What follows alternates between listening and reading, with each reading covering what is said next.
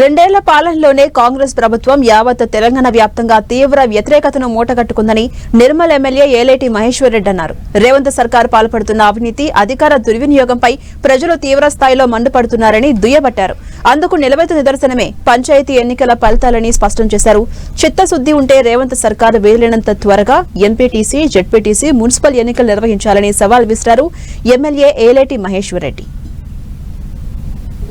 యావత్ తెలంగాణ రాష్ట్రంలో రేవంత్ సర్కార్ మీద పెద్ద ఎత్తున వ్యతిరేకత కనిపిస్తూ ఉన్నది. గత 2 సంవత్సరాల నుంచి తెలంగాణ రాష్ట్రంలో కాంగ్రెస్ పార్టీ అనేకమైనటువంటి అవినీతి కార్యక్రమాలతో కూరుకుపోయి ఇచ్చిన హామీలు నెరవేర్చక 6 గ్యారెంటీలు తుంగలు తొక్కి 420 హామీల్ని గాలి వదిలేసి ఈ రాష్ట్ర అభివృద్ధిని పూర్తిగా గాడి తప్పించి అవినీతిలో కూరుకుపోయినటువంటి కాంగ్రెస్ ప్రభుత్వం వ్యతిరేకతగా నిన్నటి తీర్పు కనబడతా ఉన్నది.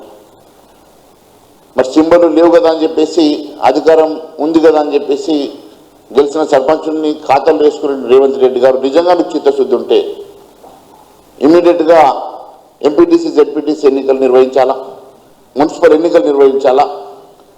మరి ప్రజలకు కాంగ్రెస్ పార్టీ మీద ఉన్నటువంటి వ్యతిరేకత స్పష్టమవుతుంది. ఈరోజు పూర్తిగా కాంగ్రెస్ పార్టీ మీద 2 సంవత్సరాల్లోనే ఇంత వ్యతిరేకత కూడగట్టుకున్నటువంటి రేవంత్ రెడ్డి సర్కార్ ఇప్పటికైనా కళ్ళు తెరవాలని చెప్పి మేము కోరుతా ఉన్నాం.